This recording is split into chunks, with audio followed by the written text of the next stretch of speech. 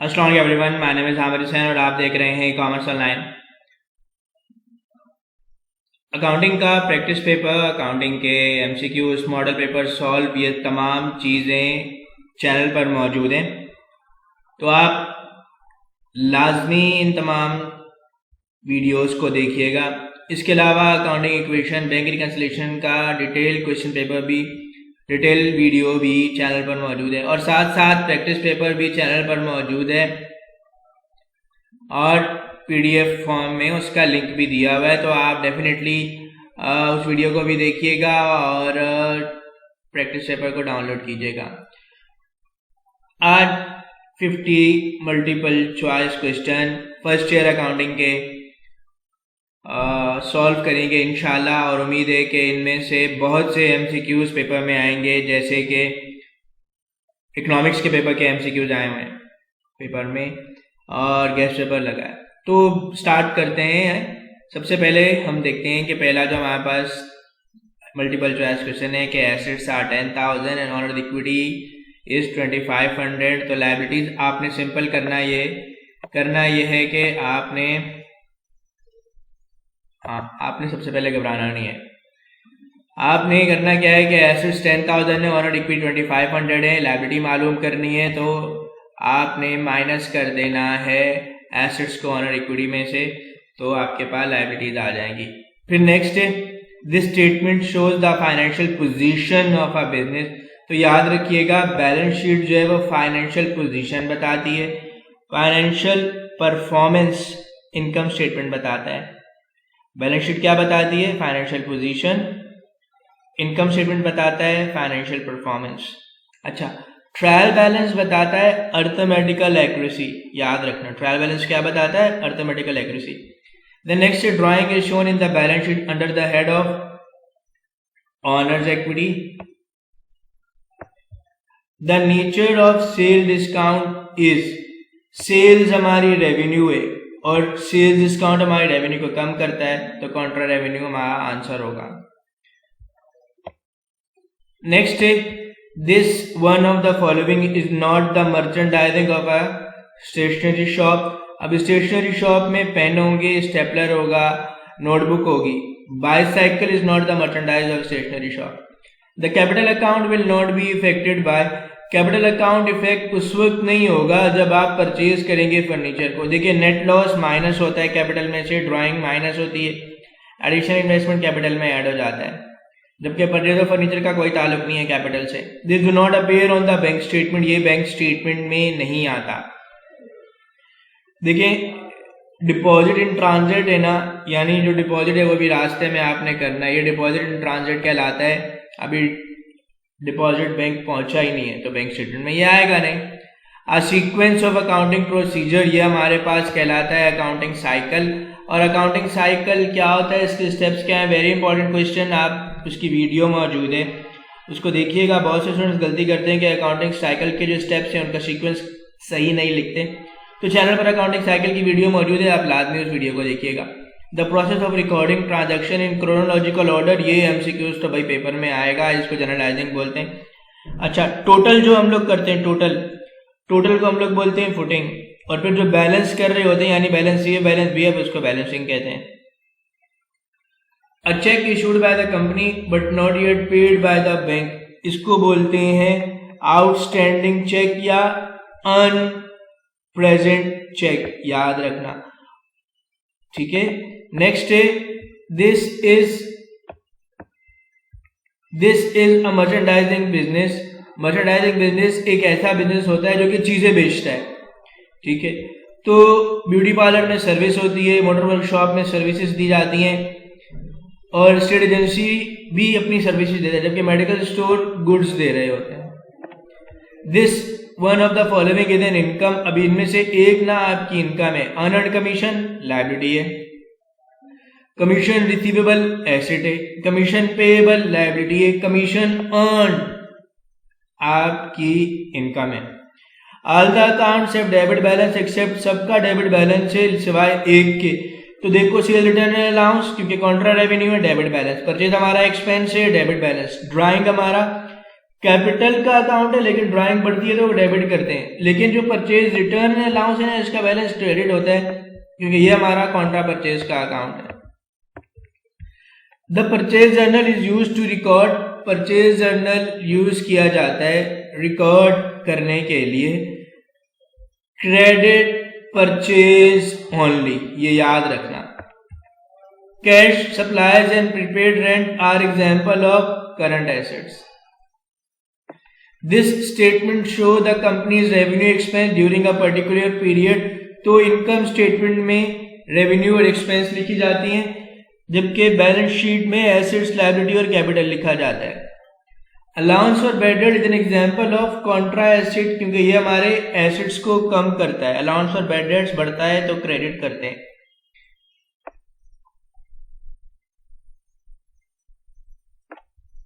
Interest receivable, interest receivable is an example of, अभी ये interest receivable है तो interest receivable, interest receivable, interest receivable, देखो receivable है, रिसीवेबल क्या होता है हमारा करंट एसेट होता है। बैंक ओवरड्राफ्ट, बैंक ओवरड्राफ्ट हमारी लायबिलिटी होती है। अभी अगर बोल रहे हैं प्रॉफिट 0 है, एक्सपेंस 10,000 है, तो रेवेन्यू भी क्या होगी 10,000, क्योंकि रेवेन्यू को अगर आप एक्सपेंस से माइनस कर दो तो आपको पता चल जाता है प्रॉफिट हो रहा है या लॉस हो रहा है। The account is irrelevant for the cost of goods sold. अभी देखो परचेज को कॉस्ट ऑफ गुड्स सोल्ड में लिखते हैं, इन्वेंट्री को भी कॉस्ट ऑफ गुड्स सोल्ड में लिखते हैं, कैरेज इन को परचेज में ऐड करते हैं, यानी ये भी कॉस्ट ऑफ गुड्स सोल्ड का पार्ट है। तो सेल रिटर्न एंड अलाउंस ये हमारे पास इररेलेवेंट है कॉस्ट ऑफ गुड्स सोल्ड में, क्योंकि ये पार्ट है नेट सेल्स का। हम सेल्स को सेल रिटर्न एंड अलाउंस में से माइनस कर देते हैं तो हमारे पास नेट सेल्स आ जाती है, याद रखना। Salaries expense not yet paid are classified as, अभी सैलरी पे नहीं किए तो इसको एक्रूड सैलरी बोलेंगे, ये हमारी लायबिलिटी है।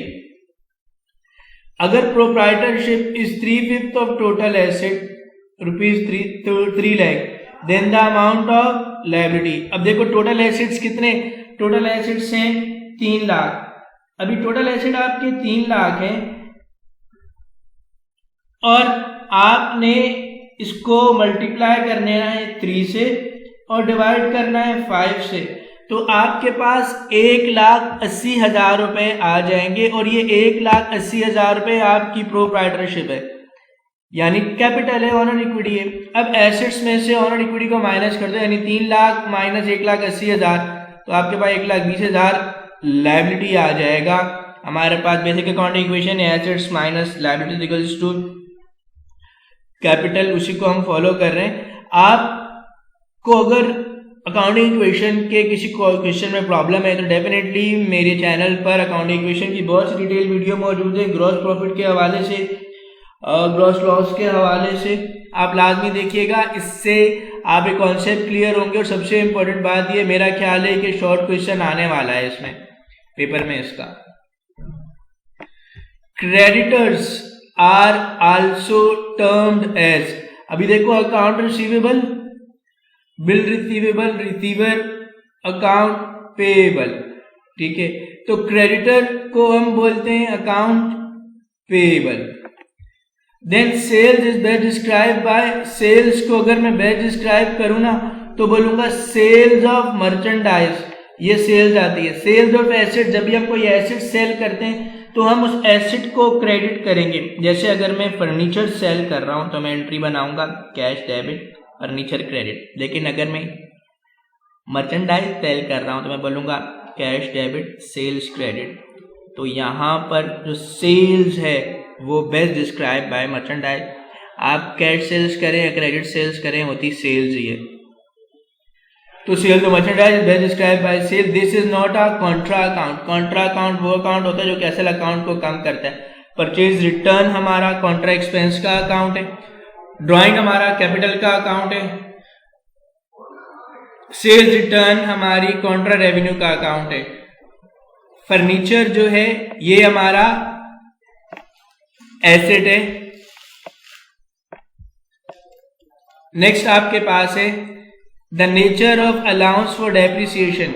अलाउंस फॉर डेप्रिसिएशन ये हमारा कॉन्ट्रा एसेट है क्योंकि EMI एसेट को कम कर रहा है।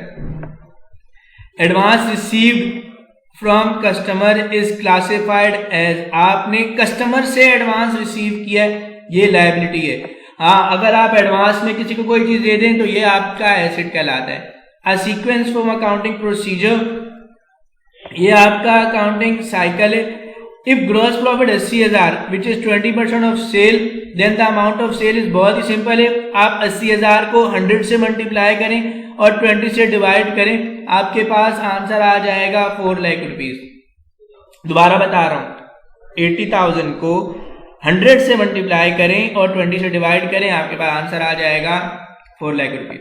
Then this is shown as a non current assets in balance sheet. Non current asset का मतलब है फिक्स एसेट जो कि मशीनरी है। अच्छा, एसेट्स दो अलग अलग तरह के भी होते हैं।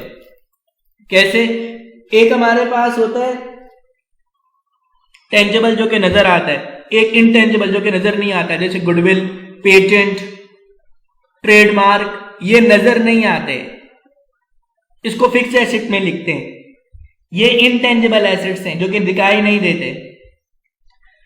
Eight the end of accounting year these accounts are close, तो एक्सपेंस और रेवेन्यू को हम क्लोज करते हैं, इनकी क्लोजिंग एंट्री बनती है। लायबिलिटीज, ऑनर, इक्विटी, एसेट्स, इनकी ओपनिंग एंट्री बनती है, ये बैलेंस शीट में जाते हैं तीनों और ये इनकम स्टेटमेंट में आता है। In bank reconciliation unpaid cheque यानी आउटस्टैंडिंग चेक ये लेस होता है बैंक स्टेटमेंट से।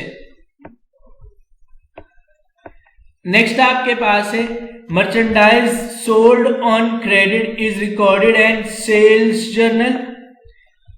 Net income plus operating expense, यानी नेट इनकम में अगर आप ऑपरेटिंग एक्सपेंस आप ऐड कर दें तो आपके पास आ जाएगा ग्रॉस प्रॉफिट।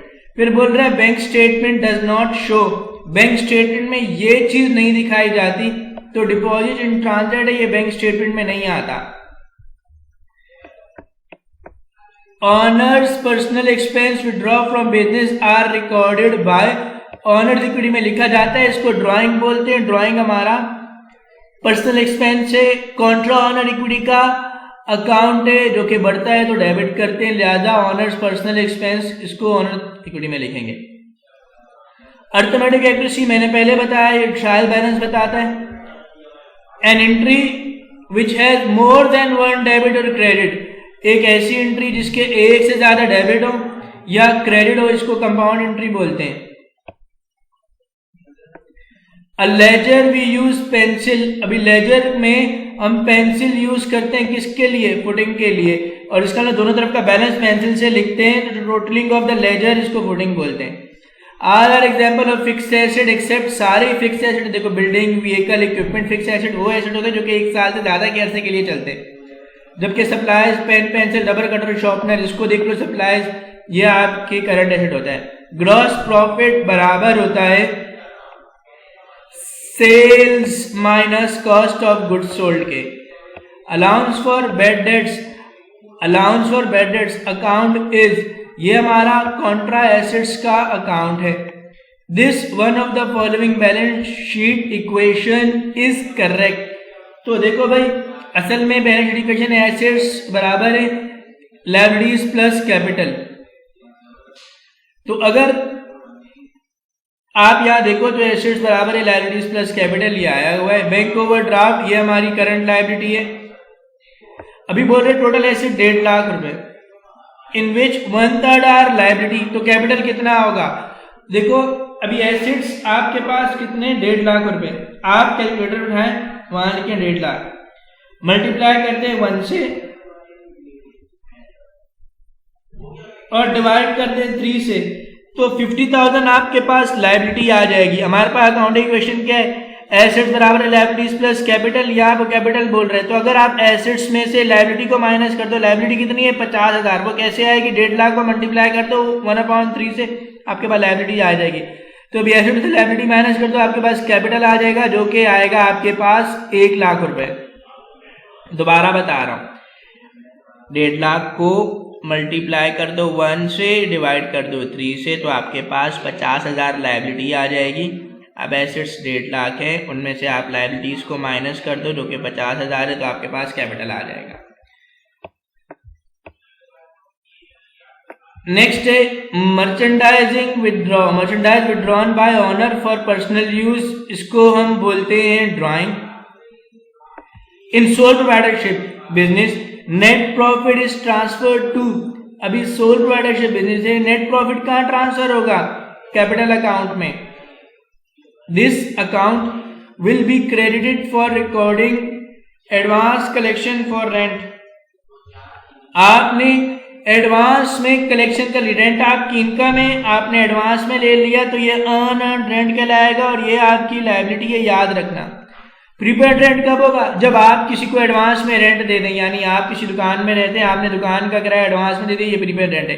लेकिन अगर आप कलेक्ट करें तो ये अर्न रेंट है। रेंट रिसीवेबल, ये आपका क्या एसेट है, क्योंकि देखो रिसीवेबल लिखा हुआ है। और दैट्स इट फॉर टुडे। उम्मीद करता हूं कि आपको आज का लेक्चर समझ में आया होगा। इसके बाद इंशाल्लाह ताला मैं अपने पर्सनल मैंने 75 MCQs बनाए हैं और वो इंशाल्लाह ताला मैं उसकी वीडियो अपलोड करूंगा। अपना ख्याल रखिएगा, चैनल को सब्सक्राइब करना ना भूलिएगा। टिल देन अल्लाह हाफिज़।